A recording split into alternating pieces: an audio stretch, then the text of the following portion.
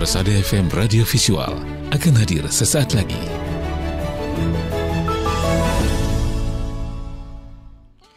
Bismillahirrahmanirrahim. Assalamualaikum warahmatullahi wabarakatuh. Radio kesayangan Anda Persada FM, pilihan pas kita dan keluarga. Siarkan kebenaran, tebarkan kasih sayang.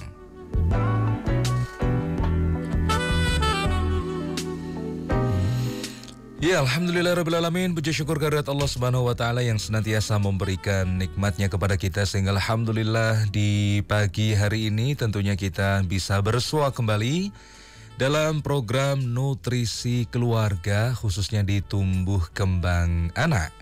Dan di pagi hari ini tentunya kita bersama dengan narasumber kita, namun sebelumnya di beberapa daerah ini memang kondisi setelah hujan cukup merata, yang kemudian pada titik-titik tertentu ada genangan air dan banjir bahkan. Maka mudah-mudahan di pagi hari ini bisa segera surut harapan kita, dan tentunya untuk teman-teman kita yang barangkali saat ini juga terjun, bisa terjun membantu, bisa lebih semangat tentunya mengharapkan ridha Allah. Dan di pagi hari ini kita akan bahas tentang perkembangan bahasa bicara pada balita, dan kita sudah terhubung dengan narasumber kita yang senantiasa menemani kita, yakni ada Mas Arief Kurniawan, SST FTR MSI. Assalamualaikum warahmatullahi wabarakatuh, Mas Arief. Waalaikumsalam warahmatullahi wabarakatuh. Ya, gimana kabarnya hari ini Mas Arief? Alhamdulillah sehat, Mas. Sehat ya, alhamdulillah, dan mudah-mudahan juga senantiasa sehat ini pendengar kita semuanya. Siap memberikan materi di kesempatan kali ini, dan sepertinya juga materinya sangat penting untuk kita perhatikan ya pendengar ya. Dan silakan untuk Anda nanti yang ingin bertanya di line telepon di 0271 638 123 ataupun di SMS dan WA di 081393809000.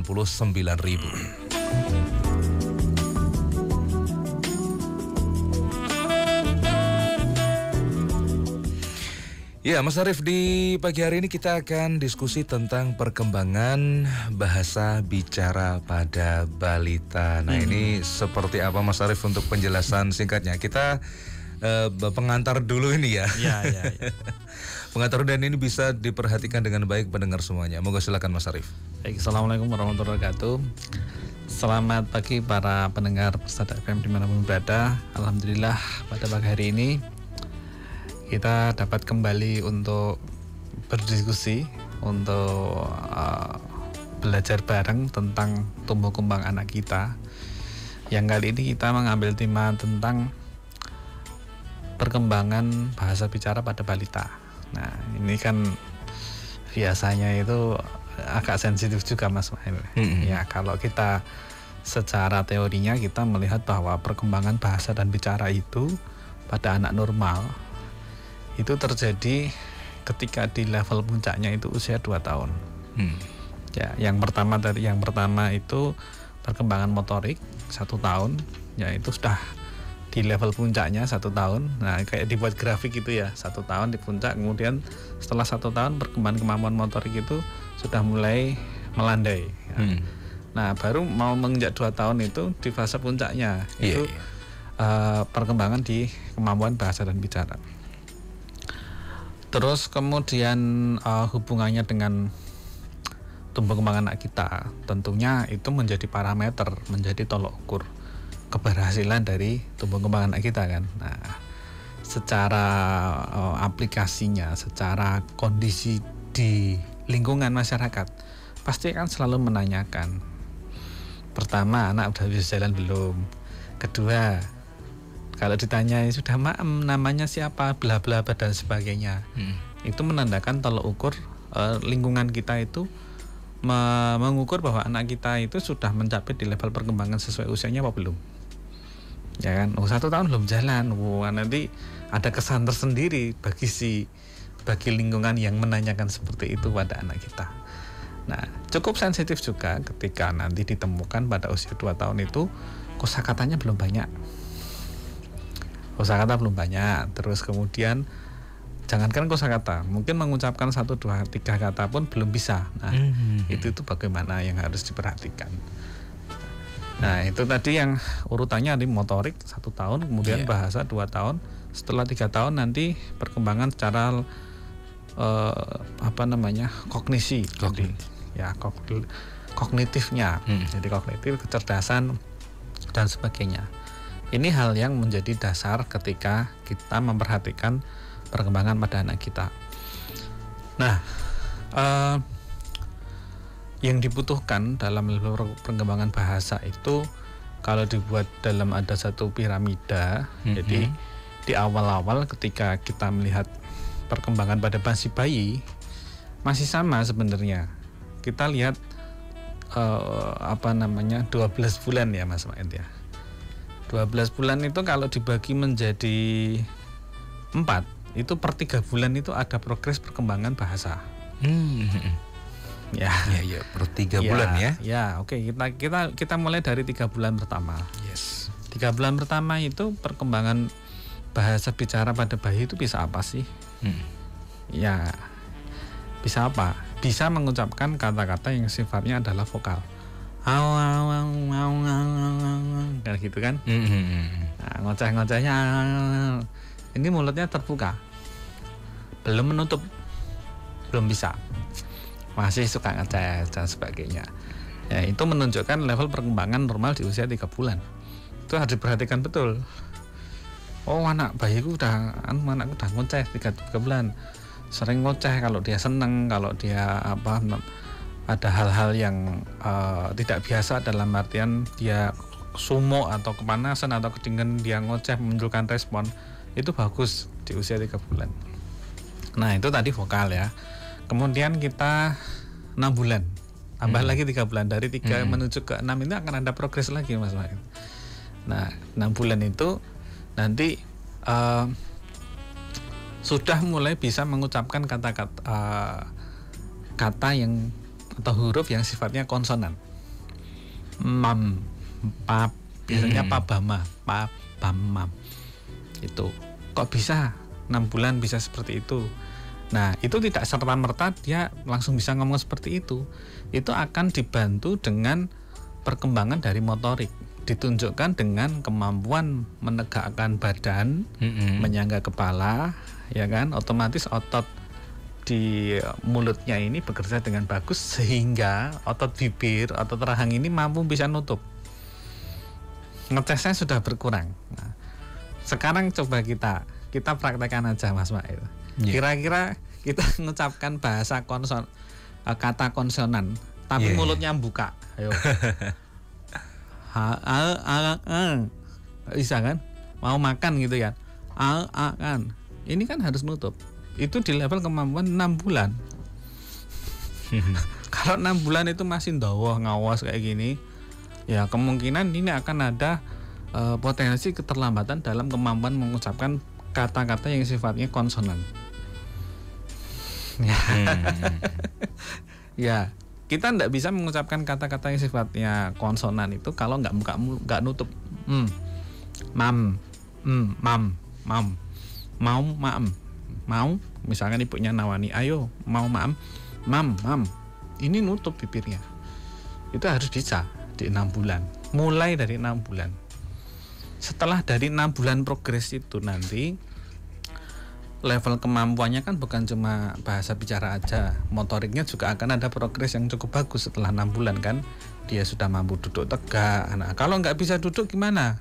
Belum bisa duduk, ya ini juga akan semakin sulit dia mengontrol gerakan di mulutnya itu. Untuk menutup mulutnya itu kan sulit Mas Mail.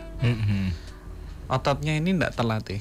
Syaratnya untuk bisa nutup mulut itu adalah kemampuan menegakkan kepala yang cukup bagus, otot lehernya bagus, ya otot punggungnya, posturnya itu bagus, duduk bisa begitu. Ketika dia bisa duduk, otomatis rahang ini akan terstimulasi untuk dia bergerak menutup. Ini kan ototnya harus kuat. Kalau ini ototnya lemah, ini akan dowoh. Makanya kalau ditemukan mana umur 1 tahun kok masih ini bibirnya yang bawah itu buka ini bawah ini terus ngecas bisa ngomong betul, ya itu berarti level kematangan kekuatan otot di area oral untuk bisa menutup itu masih seperti di usia kurang dari 6 bulan, tapi bisa ngomong ya. Nah itu kan sering kita temui, sudah 1 tahun, 2 tahun masih ngecas dan sebagainya kalau ngomong dan sebagainya. Nah, ini lemah berarti ototnya. Kayak kuliah aja ya Mas. Oke, kita lanjut dari 6 bulan menuju 9. Nah, tadi 6 bulan tadi bisa nutup, nggak cuma bisa nutup, untuk bisa mengucapkan kata-kata yang sifatnya konsonan, lidah ini harus bisa naik ke atas maksudnya itu. Ini lidah ya contohnya. Nah, lidah. Terus ini langit-langit, ini lidah. Ketika kita mengucapkan kata-kata mam, lidah ini akan nekuk ke atas. Nah, itu harus bisa nekuk ke atas. Yang jadi masalah adalah ketika kita menemukan lidahnya anak kita itu kecil, pendek ya, lidahnya pendek ya. Jadi kalau lidahnya pendek itu otomatis nanti akan kesulitan dia menggerakkan lidah ke atas ya, ke atas menyentuh langit-langit. Nah, coba dicek aja nanti putra-putrinya bagi yang usianya 6 menuju 9. Bagaimana lidahnya itu panjang enggak? Nah, kalau 5-6 bulan ke atas sudah melet-melet begini, keper bagus. Good. Ya. Dan sebagainya, kata-kata konsonannya udah mulai banyak ini. Enggak. Kalau vokal itu kan lebih banyak mulut itu buka enggak nutup. Nah, 6 bulan ke atas konsonannya udah banyak, melet lidahnya, melet-melet dan sebagainya, enggak apa-apa. Nah itu ya, kalau perkembangan anak melet-melet itu mah jangan, kok senengannya melet-melet tuh, justru malah itu sebagai bagian dari perkembangan bicara anak buah hati kita tadi ya. Terus nanti dihubungkan mitos itu kan ya, ini gara-gara bapaknya dulu pas hamil nggak melakukan apa, itu kan itu nggak bisa dibenarkan itu kan. Itu jadi lidah itu harus mampu nekuk ke atas Mas Wael untuk bisa menghasilkan kata yang sifatnya konsonan. Itu harus. Sekarang kita coba sendiri sajalah, lidah kita tahan di bawah, kita ngomong mau makan, ayo makan. nggak bisa itu loh. Jadi kalau kita pengen ngajari anak kita, secara strukturnya itu ya harus kita perhatikan juga. Sudah kita ajari banyak, strukturnya itu ternyata nggak bagus. Contohnya lidahnya nggak panjang misalkan, atau ototnya ini lemah misalkan, masih dowo saja, ini nggak bisa nutup, masih itu ya, masih buka mulut terus. Lah terus gimana itu solusinya biar dia itu makin kuat kan begitu? Pertanyaan yang sederhana yang sering ditanyakan orang tua kan seperti itu.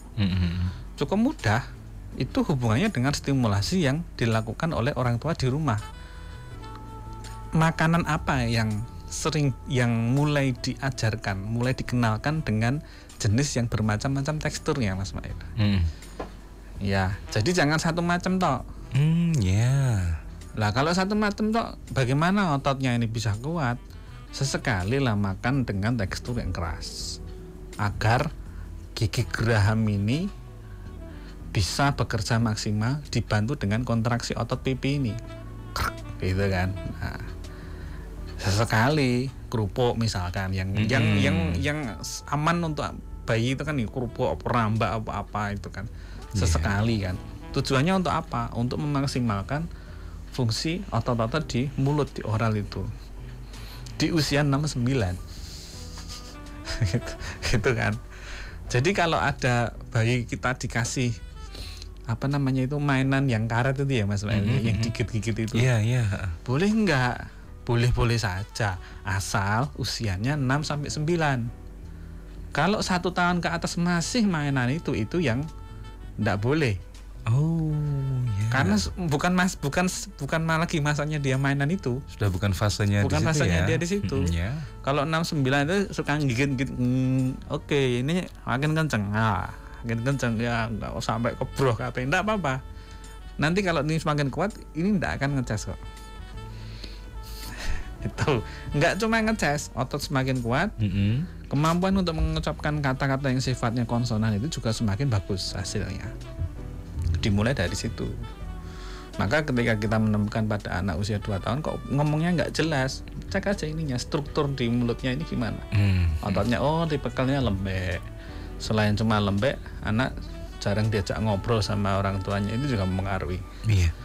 Berarti emang kadang kebanyakan juga itu ya, dalam melatih otot ini tadi ya, otot yang mendukung untuk berbicara ya, untuk menggerakkan rahang ini. Rahang sama otot di bibir ini harus bisa neo balon dan sebagainya, neoplastik. Terus kalau ngedot itu ya minum di dot ya boleh, atau minum di gelas. Itu bagaimana gerakan bibir ini untuk bisa menyesuaikan dengan objek yang akan yang ada di depan bibir itu, dia harus gimana.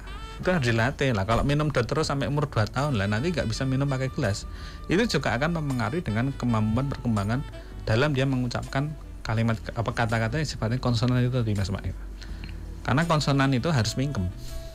Mam, nggak bisa kan? Iya. Ya, oke. Clear ya? Ya. 9 bulan. 6 tambah 3 9.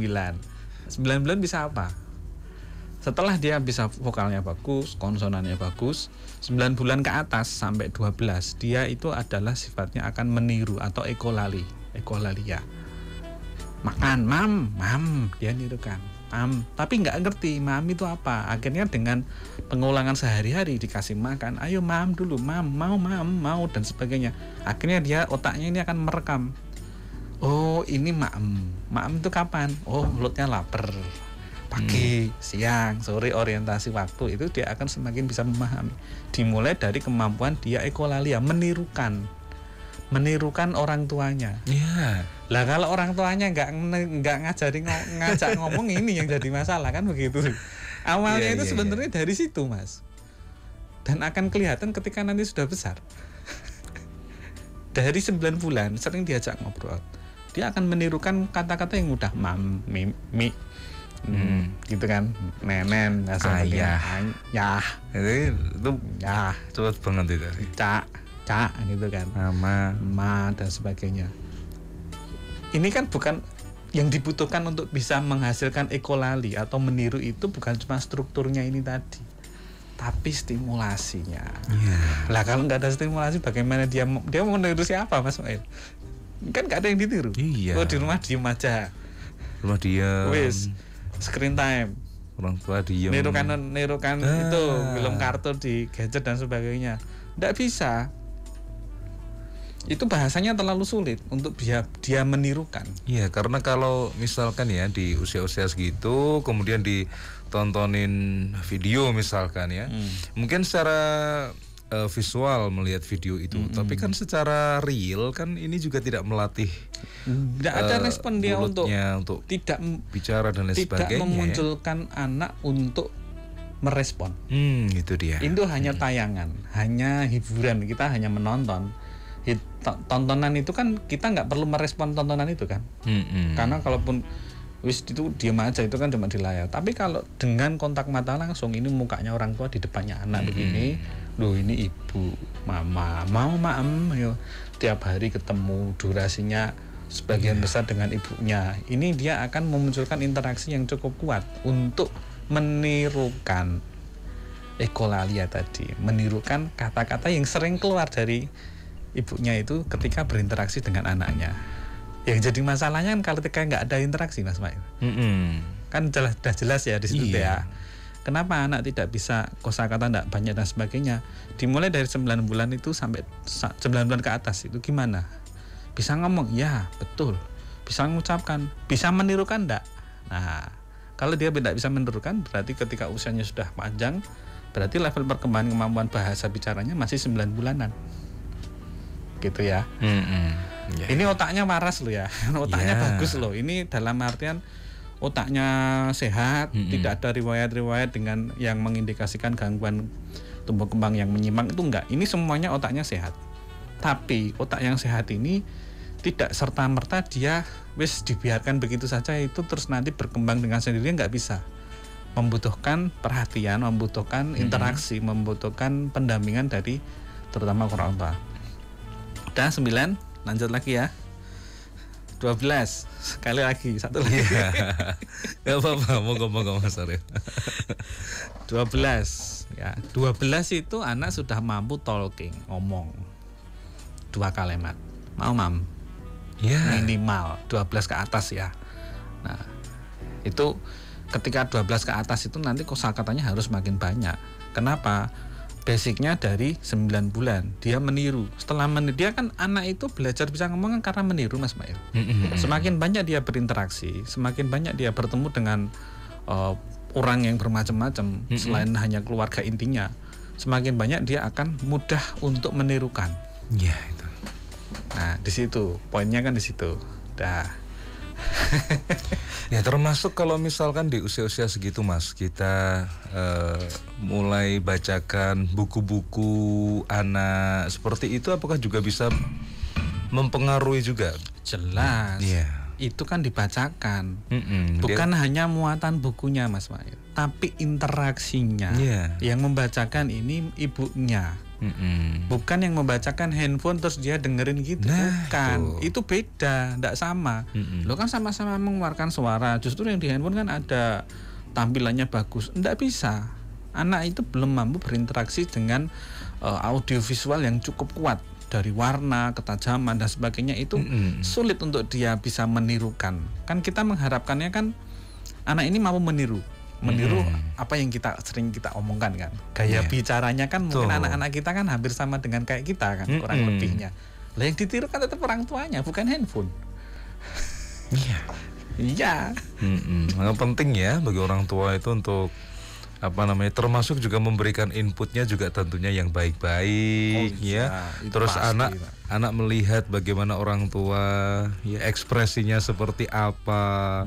Itu juga Masya Allah ternyata sangat mempengaruhi. Baik Mas Arif, kita sudah di paruh waktu di kesempatan kali ini, dan nanti kita akan lanjutkan di sesi yang kedua. Masya Allah ya, cepat sekali. Silakan untuk Anda saudaraku yang barangkali juga menyimak baik di radio maupun di YouTube maupun di Facebook yang ingin sharing, ingin bertanya, boleh silahkan di line telepon di 0271 638 123 atau di SMS dan WA di 081 393 89.000. Namun sebelumnya kita akan simak beberapa informasi berikut ini. Persada FM Radio Visual akan hadir sesaat lagi. Pendengar Persada FM dimanapun Anda berada, kita masih dalam program Nutrisi Keluarga di pagi hari ini, dan tadi kita berdiskusi tentang perkembangan bahasa bicara pada balita. Nah tentunya kita buka kesempatan untuk Anda yang ingin bertanya ataupun ingin sharing, barangkali ada pengalaman tertentu ataupun ingin bertanya ya tentang tumbuh kembang buah hatinya. Boleh silahkan di line telepon di 0271 638 123 ataupun di SMS dan WA di 08139380 9.000. Nah, kita juga bisa simak siaran kita di pagi hari ini di YouTube maupun Facebook di 102,2 Persada FM. Bahkan yang ingin bertanya langsung di situ juga bisa ya. Di kolom komentar silahkan langsung ditulis, dan ini sudah ada yang bertanya juga ini Mas Arif untuk YouTube. Nah, ini kita akan bacakan untuk saudara kita yang sudah bertanya di YouTube melalui komen. Assalamualaikum Mas Arif, saya Pak Husain di Tangerang. Saya mau tanya, anak saya umur 2,5 tahun. Kalau bicara mama bapak bisa, tapi untuk bicara yang lain masih pelo atau kurang jelas. Ini kenapa ya? Terima kasih ya atas jawabannya. Begitu Mas Arif, monggo. Oke, terima kasih Pak Husain atas pertanyaannya. Ya, alhamdulillah sudah bagus ya, dalam artian vocabulary, jadi perbendaharaan katanya sudah banyak, tapi pengucapannya kurang jelas kan, begitu kan? Kan berbeda kondisinya ketika stok kosakatanya, perbendaharannya sedikit, tapi dia nggak bisa ngomong, gitu kan? Nggak punya memori kata-kata yang banyak gitu loh Mas Mail. Nah, ini kan sudah banyak, tapi masih pelo. Itu kenapa? Nah, kalau kita menurut analisa saya lebih kuat kekurang matangan dari struktur di area mulut ya, area oral ya, area mulut ya, kemudian lidahnya lah, kemudian otot-otot di rahang atau sampai ke otot lehernya. Jadi perlu dilihat juga posisi dari seberapa sering anak itu membuka mulut ketika dia beraktivitas. Kalau sedang bermain dia bibirnya ini tidak bisa menutup, dalam artian sampai ngeces dan sebagainya. Nah, itu berarti menandakan masih ada kelemahan di otot bibir dan otot di pipi, otot sekitar sini. Nah, terus nanti kita harus bagaimana kan gitu. Nah, kita harus ngapain kan, harus diapain lah gitu untuk versinya orang tua. Kalau nanti versinya para terapis bicara kan itu tindakan yang sesuai dengan kompetensinya untuk para terapis bicara. Kalau saya di sini kapasitasnya sebagai terapis fisioterapi yang melihat secara umum. Orang tua bisa melakukan pendampingan untuk menguatkan otot-otot di area mulutnya ini tadi. Dengan cara ya contoh aja ya Mas Mail ya. Nah, anak itu kan sering makan es krim ya. Itu kan es krim yang ada sunduknya itu ya. Nah, sunduknya itu bisa aja ditaruh di gigi, digigit. Kalau gigit gini, otomatis otot ini akan mengeras. Nah, ini tujuannya untuk melatih otot pipi ini biar semakin kontraksinya semakin bagus. Nah, satu. Kemudian meniup plastik boleh, bagus ya balon. Kalau enggak lilin, ditiup. Nah, ini bibir ini kan moncong, gitu kan. Ini kontraksi dari otot area bibir ini juga berkontraksi secara maksimal. Terus ditambah dengan pengenalan berbagai macam tekstur makanan yang berbeda-beda. Nggak cuma keras, kadang ya sedikit lembek, ada yang agak kasar, agak alot dan sebagainya misalkan. Atau menggigit buah apel krek gitu kan. Kalau kita gigit makan buah apel utuhan itu kan membutuhkan tenaga atau effort yang cukup kuat untuk area mulut ini. Ini kan otot pipinya ini harus cepat bekerja lebih kuat. Nah, itu yang menurut saya perlu dilakukan oleh orang tua. Boleh itu kan semacam edukasi yang harus dilakukan orang tua untuk memaksimalkan kemampuan dalam mengeluarkan suara atau vokalnya. Begitu Mas Mail. Iya, baik ya. Demikian ya Pak Arief. Pak Husen di Tangerang yang sudah bertanya, dan mudah-mudahan juga bisa searching juga terkait dengan bagaimana menstimulasi, melatih anaknya untuk ya terutama untuk otot bagian mulut ya, pipi itu untuk semakin distimulasi. Baik. Kemudian ada yang bertanya nih Mas dari WA ini, WA. Assalamualaikum Mas Arief, saya mau tanya, apakah anak Down syndrome bisa sembuh, bisa bicara dan mandiri? Terima kasih dari Siva di Semarang. Begitu Mas Arief. Ya, kalau kita melihat konteksnya ini kan anak Down syndrome itu kondisi yang memang berbeda dengan kondisi anak normal, gitu kan. Sudah berbeda dulu, startnya kan ini sudah berbeda. Nah, pada kondisi Down syndrome, kalau kita melihat secara umum yang saya lihat dari pengalaman saya itu, sebagian besar ada yang mampu berbicara, ya dalam artian karena kan berbicara itu tidak hanya yang dibutuhkan hanya mulut saja, tapi di otak. Nah, anak bisa berbicara, bisa meniru ketika otak ini sensitif dengan stimulasi yang sifatnya suara atau bahasa, bicara atau interaksi di usia tadi 2 tahun kan. Nah, bagaimana dengan kondisi anak Down syndrome? Apakah seperti itu? Kan pertanyaan kembali ke sana Mas Mail. Ya, memang dari beberapa teori mengatakan memang ada keterlambatan, ada perbedaan perkembangan dalam kemampuan level kecerdasannya pada anak Down syndrome. Itu memang berbeda dengan anak normal. Tergantung dengan bagaimana kondisi anak Down syndrome itu sekarang. Nah, kalau untuk mengajari bicara dalam artian karena ini kondisi khusus, ya memang harus didampingi dengan terapis bicara.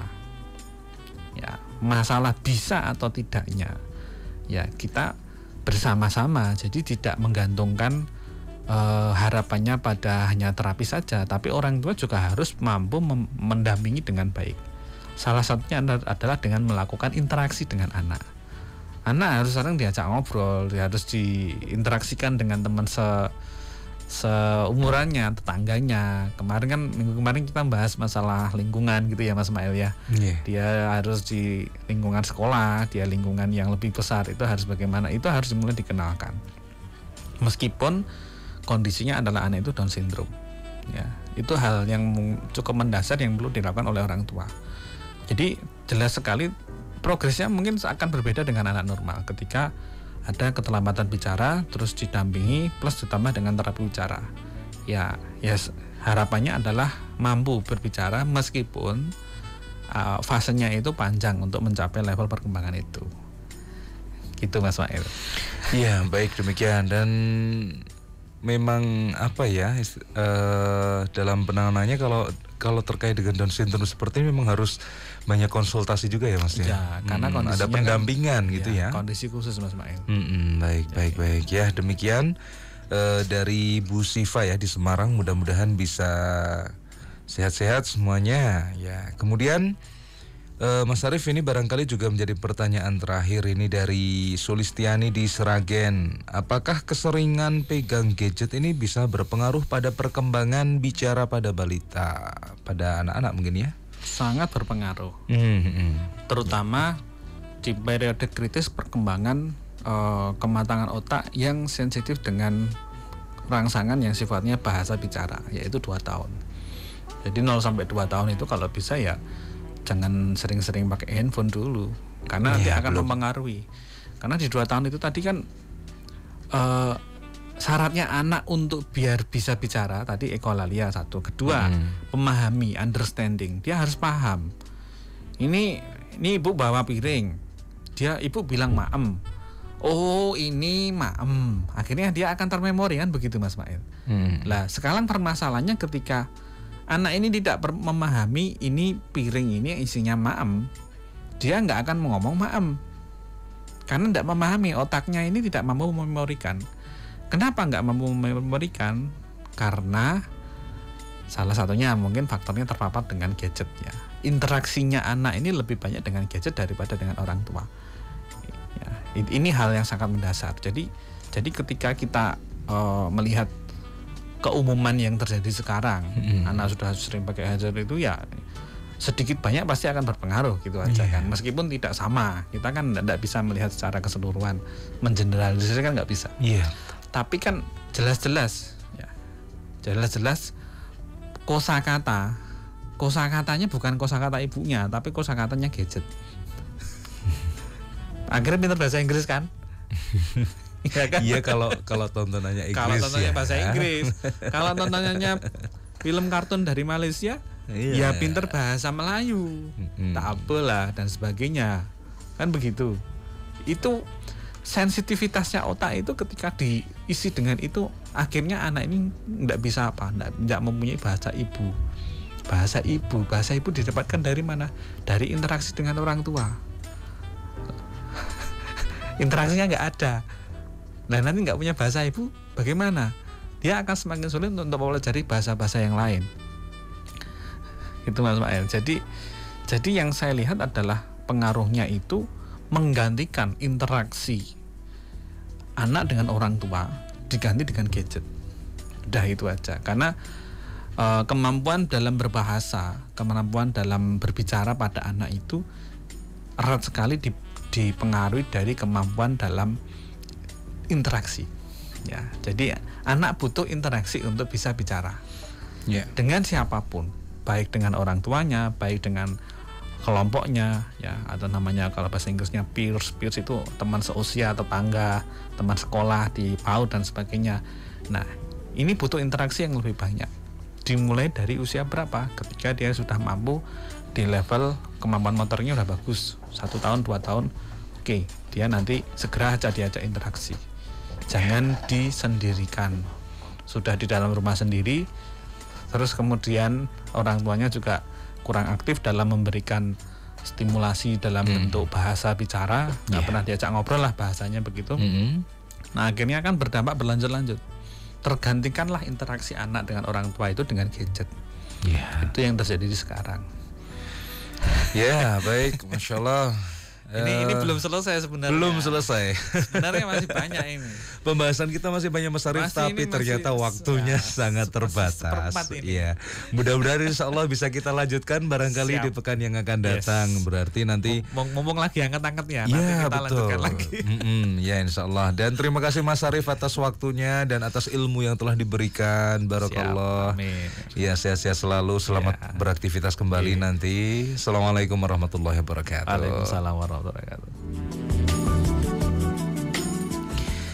Baik pendengar, sesudah kebersamaan kita dalam program Nutrisi Keluarga, dan terima kasih untuk Anda yang sudah menyimak kami, dan jangan lupa untuk mensubscribe dan follow berbagai sarana media sosial Persada FM. Saksikan siaran kami via YouTube maupun Facebook di akun 102,2 Persada FM. Dapatkan pula informasi lengkap terkait program Jihad Pagi baik edisi maupun tema brosur di Instagram @radiopersadafm. Serta berbagai kabar terkini dan informasi lengkap Persada FM bisa Anda akses di website resmi kami di www.radiopersadafm.com. Saya Ismail Abdullah mohon undur diri. Assalamualaikum warahmatullahi wabarakatuh. Radio Persada FM.